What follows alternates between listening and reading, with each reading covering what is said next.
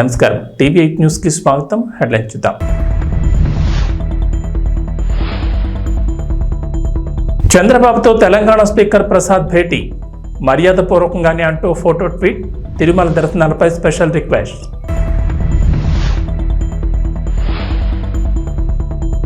CM Revanth America పర్యటన విజయవంతం. 19 కంపెనీలతో సంప్రదింపులు, ఒప్పందాలు. రాష్ట్రంలో 31,532 కోట్ల పెట్టుబడులు.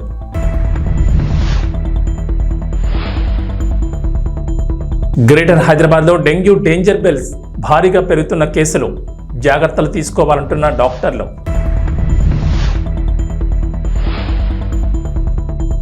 ఏపీ ప్రభుత్వం మరో కీలక నిర్ణయం, సచివాలయాల పేరు మార్పుకు నిర్ణయం. అక్టోబర్ 2 నుంచి అమలు. ఆంధ్రప్రదేశ్ ముఖ్యమంత్రి నారా చంద్రబాబు నాయుడిని తెలంగాణ అసెంబ్లీ స్పీకర్ గడ్డం ప్రసాద్ కుమార్ కలిశారు. ఈ మేరకు ఫోటోను ఆయన ట్వీట్ చేశారు. తాను ఏపీ సీఎం చంద్రబాబును హైదరాబాద్లోని నివాసంలో మర్యాదపూర్వకంగా కలిశానని, తిరుమల శ్రీవారి దర్శనాలకు సంబంధించి రిక్వెస్ట్ చేసినట్టు తెలిపారు. తిరుమల తిరుపతి దేవస్థానంలో వసతి దర్శనానికి సంబంధించి తెలంగాణ రాష్ట్ర శాసనసభ్యుల ఉత్తర్వులకు అర్హత కల్పించాలని వినతి అందించినట్లు తెలిపారు. తెలంగాణ రాష్ట్ర ప్రజాప్రతినిధుల రిక్వెస్ట్ లెటర్లను ఆమోదించాలని స్పీకర్ ప్రసాద్ చంద్రబాబును కోరారు.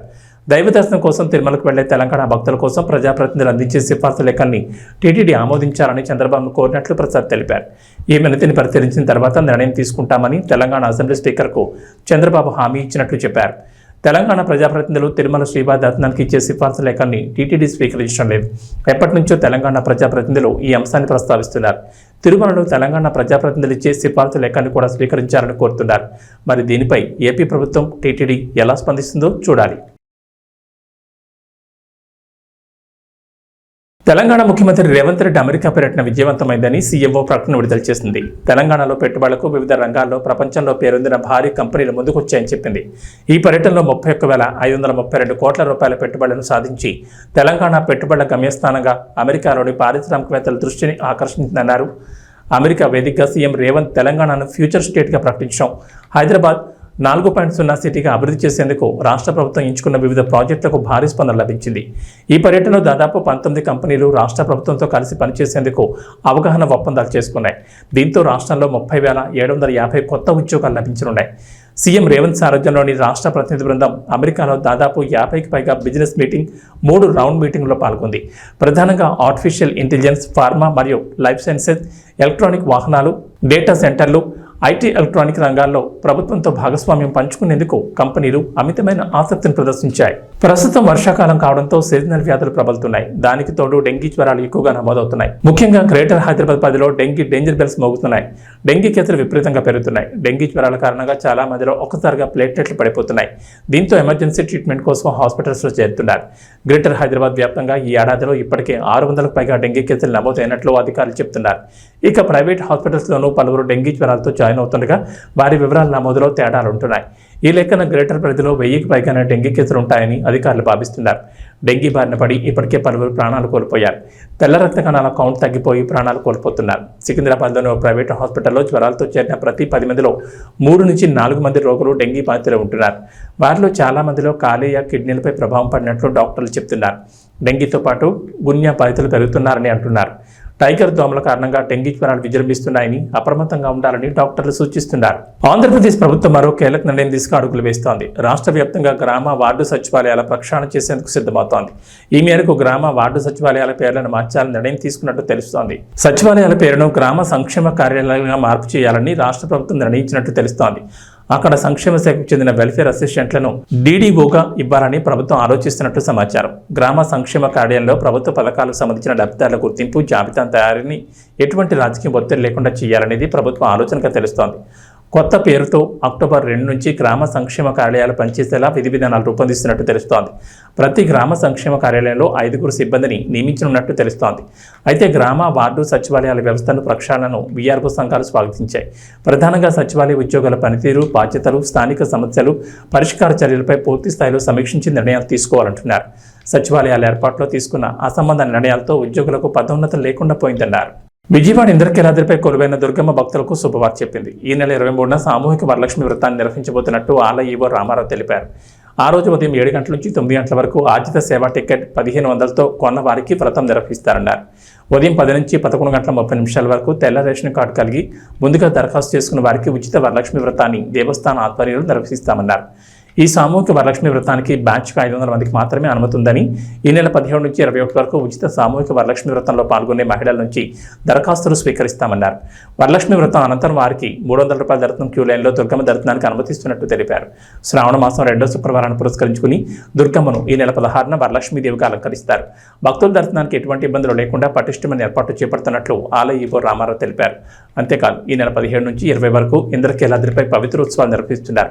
అమ్మవారికి 17 సాయంత్రం 4 గంటలకు ఉదక శాంతి, 18 ఉదయం 3 గంటలకు సుప్రభాత సేవ, స్వప్నాభిషేకం నిర్వహిస్తారు. అలాగే ఉదయం 9 గంటలకు భక్తులకు సర్వదర్శనం అనుమతిస్తారు. ఈ నెల 19న మండపారాధన, మూలమంత్ర హావనాలు, వేద పారాయణాలు, హారతి, మంత్రపుష్పం నిర్వహిస్తారు. 20న ఉదయం 10:30 గంటలకు పూర్ణాహుతి, కలశోద్వాసనతో పవిత్రోత్సవాలు ముగుస్తాయి. ఆంధ్రప్రదేశ్లో రైతులకు ప్రభుత్వం శుభవార్త చెప్పింది. ఎన్నో రోజుల ఎదురుచూపులకు ఫుల్ స్టాప్ పడింది. గత రబీలో ధాన్యం విక్రయించిన రైతులకు మొత్తం 674.47 కోట్ల బకాయిలను ఇవాళ పౌర సరఫరాల శాఖ మంత్రి నాదెండ్ల మనోహర్ విడుదల చేస్తారు. గత వైఎస్ఆర్సీపీ ప్రభుత్వం మొత్తం 84,724 మంది రైతులకు 1,674.47 కోట్ల బకాయిలు చెల్లించలేదు. ఏపీలో అధికారంలోకి వచ్చిన కూటమి ప్రభుత్వం రైతుల ఇబ్బందులు గమనించి గత నెలలో 49,350 మందికి 1000 కోట్లు విడుదల చేసిన సంగతి తెలిసిందే. రాష్ట్రంలో మిగిలిన 35,374 మందికి 674.47 కోట్ల బకాయిలను తాజాగా విడుదల చేస్తున్నారు. అమలాపురంలో నిర్వహించే కార్యక్రమంలో మంత్రి మనోహర్ పాల్గొని రైతులకు చెక్కులు పంపిణీ చేస్తారు. గత ఏడాది ఖరీఫ్లో ధాన్యం అమ్మకాలకు రైతులు తీవ్ర ఇబ్బందులు పడ్డారు. అయితే కొంత ధాన్యం వర్షానికి దెబ్బతినగా మంచి ధాన్యాన్ని కొనకుండా ఆలస్యం చేశారనే విమర్శలు వచ్చాయి. టీడీపీ కూటమి ప్రభుత్వం అధికారంలోకి వచ్చేసరికి ఒక ఉమ్మడి తూర్పుగోదావరి జిల్లాలోని సుమారు 200 కోట్ల బకాయిలున్నాయి. దీంతో రైతులు ముఖ్యమంత్రి చంద్రబాబు, డిప్యూటీ సీఎం పవన్ కళ్యాణ్ దృష్టికి తమ సమస్యను తీసుకెళ్లారు. వెంటనే స్పందించి తొలి విడతలో 1000 కోట్లు విడుదల చేసిన సంగతి తెలిసిందే. గౌరవ పార్లమెంట్ సభ్యులు మహేష్ కుమార్ యాదవ్ గారికి, స్థానిక శాసనసభ్యులు బరేడ్ రాధాకృష్ణ గారికి, అదేవిధంగా గౌరవ శాసనసభ్యులు చింతమనేని ప్రభాకర్ గారికి, రోషన్ కుమార్ గారికి, ధర్మరాజు గారికి, బాలరాజు గారికి, బొలిశెట్టి శ్రీను గారికి, అదేవిధంగా జిల్లా పరిషత్ చైర్పర్సన్ గారు గంటా పద్మశ్రీ గారికి, కలెక్టర్ గారికి, జాయింట్ కలెక్టర్ గారికి, మా అందరితో పాటు ఇక్కడ అనేక మంది అధికారులు, అదేవిధంగా ఈ కార్యక్రమానికి హాజరైన రైతు సోదరులందరికీ మనస్ఫూర్తిగా రాష్ట్ర ప్రభుత్వం తరఫున మీకు ముందుగా నమస్కారాలతో పాటు మిమ్మల్ని నేను కోరేది ప్రభుత్వం తరఫున క్షమించమని కోరుతున్నాను. ఎందుకంటే మీరు పడిన కష్టాలు, పంట పండించడంలో మీరు ఎదుర్కొన్న అనేక సందర్భాల్లో ప్రభుత్వం నుంచి వైఫల్యాలను కూడా మీరు చూసి ఆ ఇబ్బందిని తట్టుకుని తరతరాలుగా మీరు మన జిల్లాకి మంచి పేరు వచ్చేటట్టు మీరు కష్టపడతానే ఉన్నారు. గత ప్రభుత్వం రైతాంగాన్ని సంక్షోభంలో నెట్టేసింది. అంటే ఏ దుస్థితికి తీసుకొచ్చారంటే కష్టపడి పండించుకునే ధాన్యాన్ని అమ్ముకున్నాక చేతికి మాత్రం సొమ్ము చేరలేదు. ప్రభుత్వం పైన ఒక భరోసాతో, ఒక నమ్మకంతో ప్రభుత్వం అనేక నిబంధనల్ని పాటించమని మీకు చెప్పినప్పుడు మీరు ఎక్కడ కూడా దాన్ని పొరపాటు చేయకుండా ప్రభుత్వ నిబంధనల మేరకే మీరు కష్టపడి పండించిన ధాన్యాన్ని తీసుకెళ్ళి కొనుగోలు చేస్తుంటే అక్కడ కూడా అనేక సందర్భాల్లో మీరే చూశారు, మేము చూసాం ఏ విధంగా అక్రమాలు జరిగిపోయినాయి. స్థానికంగా ఏర్పాటు చేసిన ఈ రైతు భరోసా కేంద్రాల వలన ఎంత నష్టం కలిగిందో మన రైతాంగానికి మనందరం చూసాం. గతంలో కూడా అకాల వర్షాల వలన తడిచిపోయిన ధాన్యాన్ని కొనుగోలు చేయమని ఆ రోజున పవన్ కళ్యాణ్ గారు, చంద్రబాబు నాయుడు గారు ఈ ప్రాంతాల్లో పర్యటించినప్పుడు నిజంగానే ఇందాక బొలిశెట్టి శ్రీను గారు చెప్పినట్టు రైతులను ఎంత ఇబ్బంది పెట్టారో మేము కళ్ళారా చూసాం.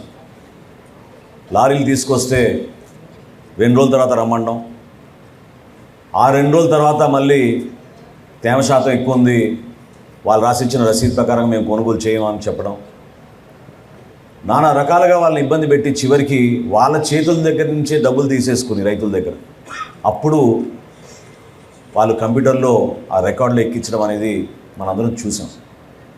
ఈ వాస్తవాల గురించి మీ అందరిలో కూడా ఉన్న ఆవేదనే ప్రభుత్వంలో మేము ఏర్పాటు చేసిన తర్వాత మొట్టమొదటి రోజు అధికారులతో నేను సమీక్షించినప్పుడు నాకే ఒక విధంగా భయం వేసింది. ఎందుకంటే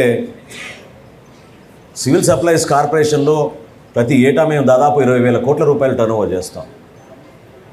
గత 5 సంవత్సరాల్లో ఎంత ఆర్థికంగా నష్టం కలిగించారంటే ఈ కార్పొరేషన్కి 40,550 కోట్ల రూపాయల రుణాలు తీసుకున్నారు సివిల్ సప్లైస్ కార్పొరేషన్ నుంచి. ఏ విధంగా మనం రైతుల్ని ఆదుకోగలుగుతాం మాకు అర్థం కాలేదు. ఆ సందర్భంగా మా అధికారులు 1,674 కోట్ల రూపాయలు బకాయిలు ఉన్నాయి రైతులకి ఇంకా ఇవ్వాల్సిందంటే నిజంగా ఆ అవకాశం ఎట్లా కలుగుతుందా అని ఎదురు చూసాం. కానీ ధైర్యంగా మేము ఇంటర్నల్గా మేము మాట్లాడుకున్నాం, టార్గెట్ పెట్టుకున్నాం. నెల రోజుల్లోపే మనం ఎట్టి పరిస్థితుల్లో సరే ఎంత కష్టమైనా సరే మన రైతాంగానికి మనం ఈ నిధులు అందించేటట్టు మనం కష్టపడదాం అని చెప్పి అధికారులందరూ కూడా ఆ రోజు కూర్చున్నప్పుడు తదనంతరం పాండ్యన్ గారిని ఢిల్లీ పంపించి అక్కడ నాబార్డు అధికారులతోటి ఎన్సిడిసి అధికారులతోటి మాట్లాడి ఏదో విధంగా మనం రుణాలు తీసుకొద్దామని ఒక ప్రయత్నం చేశాం. రాబోయే రోజుల్లో ఈ రైతు సహాయ కేంద్రాల ద్వారా దయచేసి మీరందరూ కూడా నమోదు చేసుకోండి. ఈ పంట ద్వారా చేస్తున్న కార్యక్రమాన్ని రెవెన్యూ సదస్సుల్లో రైతులు ఎవరైతే కౌలు రైతులుగా ఉన్నారో వాళ్ళకి ఆ CCRC కార్డ్స్ రాలేదో వాళ్ళందరూ కూడా ఈ రైతు సహాయ కేంద్రాల దగ్గరికి వెళ్ళి ఈ పంట ద్వారా మీరు నమోదు చేసుకుంటే మీకు ఉచితంగా మీకు ఇన్సూరెన్స్ పథకం కూడా రాబోయే ఖరీఫ్ నుంచి ప్రభుత్వమే ఆ కార్యక్రమం చేపట్టాలని ఒక నిర్ణయం తీసుకుని ముందుకెళ్తున్నాం. అది ఇంకా చర్చల్లో ఉంది. కొంతవరకు మీకు వెసులుబాటు కల్పించే విధంగా రైతు నష్టపోకుండా ఉండాలని మన గౌరవ ముఖ్యమంత్రి గారు చంద్రబాబు నాయుడు గారు కోరారు. దానికి అనుకూలంగా వ్యవసాయ శాఖ అదేవిధంగా పౌర సరఫరాల శాఖ కలిసి మార్కెటింగ్ శాఖ ద్వారా ప్రతి రైతుకు కూడా ఎవరైతే నమోదు చేసుకున్నారో ఈ పంట ద్వారా వాళ్ళందరికీ పట్టేదారు పాస్బుక్ల్లో పొరపాటు జరగకుండా కంపెనీల ద్వారా రావాల్సిన ఇన్సూరెన్స్ నిధులు కూడా మీకు ఖచ్చితంగా 100% అందించడానికి మా వంతు మేము ప్రయత్నం చేస్తున్నాం ఈ సందర్భంగా తెలుపుకుంటూ రాబోయే రోజుల్లో కేంద్ర ప్రభుత్వం కూడా కొన్ని చర్యలు తీసుకుంది. అది కూడా మీ దృష్టికి తీసుకురావాలి. కొత్తగా మనం వేర్ హౌజులు సైలోస్ అని మనం ఏర్పాటు చేసుకోబోతున్నాం. మన మహేష్ కుమార్ యాదవ్ గారు కూడా వచ్చారు నాతోటి, మంత్రి గారితో నేను ఆ రోజు మాట్లాడినప్పుడు ఆయన మాట ఇచ్చారు. ఉభయ గోదావరి జిల్లాలో ఎక్కడ లేని విధంగా ఒక అద్భుతమైన వేర్ హౌస్, కొత్త వేర్ హౌస్ ఒకటి కొత్త వసతులతోటి కొత్త ఆలోచనలతోటి సోలార్ పవర్తో పాటు మనం సైలోస్ కూడా ఏర్పాటు చేసుకొని పెద్ద పెద్ద స్టోరేజ్ బిన్లు మనం ఏర్పాటు చేసుకుని రైతాంగానికి అండగా నిలబడి ధాన్యం కొనుగోలు విషయంలో ఈ మాట నేను మీకు ముఖ్యమంత్రి గారి తరఫున చెప్తున్నాను. ఆయన మొన్న కూడా చాలా స్పష్టంగా చెప్పారు, ధాన్యం కొనుగోలు విషయంలో ఈ ప్రభుత్వం వెనకాడదు. ప్రతి గింజ కొనే విధంగా మీకు ఆ భరోసా నింపే విధంగా ఈ ప్రభుత్వం పనిచేస్తుంది. తిరుపతిలోని బకుళమాత ఆలయాన్ని ఆంధ్రప్రదేశ్ మంత్రులు సందర్శించి అమ్మవారిని దర్శించుకున్నారు. సోమవారం ఉదయం రాష్ట్ర రెవెన్యూ శాఖ మంత్రి, రాష్ట్ర విద్యుత్ శాఖ మంత్రి బకుళమాత అమ్మవారిని దర్శించుకున్నారు. అనంతరం మంత్రులు మీడియాతో మాట్లాడారు.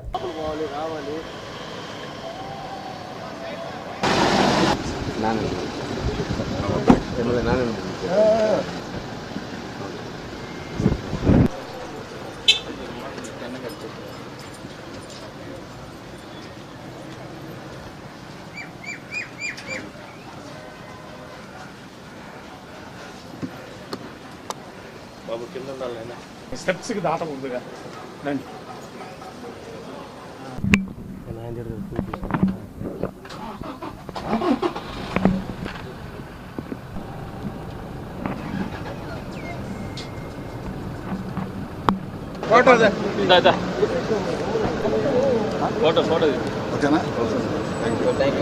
అంటే కొండ మీద ఎప్పుడు కానీ ఇక్కడ కానీ గుడ్ల దగ్గర ఎప్పుడు రాజకీయం మాట్లాడి అయినప్పుడు కూడా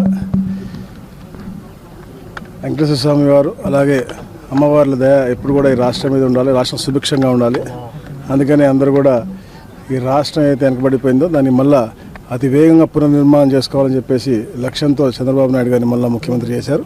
తప్పకుండా ఒక కార్యాచరణతో ఈ ప్రభుత్వం ముందుకు పోతూ ఉంది. ఈ ప్రాంతంలో ఉన్న ప్రతి తెలుగువారు, ప్రపంచంలో ఉన్న ప్రతి తెలుగువారు సుఖంగా ఉండాలని లక్ష్యంతో ఆయన ఎప్పుడు కూడా పనిచేశాడు. ఈ ప్రాంతం కొంచెం వెనకబడింది కాబట్టి తప్పకుండా పూర్తి శ్రద్ధతో ఈ రాష్ట్రాల ముందు తీసుకెళ్ళి ఈ ప్రభుత్వం పనిచేస్తాం. అందుకనే చరిత్రలో ఎప్పుడు చేయని విధంగా ఈ యొక్క రెవెన్యూ సదస్సులు పెట్టుకున్నాం. వాటిపైన చాలామంది ఫోన్ కూడా చేస్తాం, బయటపట్టి మేము కంప్లైంట్ ఇవ్వలేమని చెప్పేసి దానికి కూడా ఒక ఆర్టీజీఎస్లో గతంలో ఉన్నటువంటి ప్రభుత్వం పూర్తిగా నిర్వీర్యం చేసింది. ఒక రియల్ టైం గవర్నెన్స్ లేదు, అలాగే కాల్ సెంటర్స్ కూడా లేవు. దాని కొరకు ప్రత్యేకమైనటువంటి కాల్ సెంటర్లు, అలాగే చెప్పిన వాళ్ళందరూ కూడా విషయాలను కూడా గోప్యంగా పెట్టి విచారించే విధంగా కూడా ఒక కొత్త కార్యాచరణ చేయబోతా ఉన్నాం. బంగ్లాదేశ్లో హిందువులపై జరుగుతున్న దాడులను నిరసిస్తూ మంచిర్యాల జిల్లా తండేపల్లి మండల కేంద్రంలోని హనుమాన్ ఆలయం నుంచి ఛత్రపతి శివాజీ విగ్రహం వరకు హిందూ సంఘాల ఆధ్వర్యంలో కొవ్వొత్తులతో నిరసన ర్యాలీ చేపట్టారు.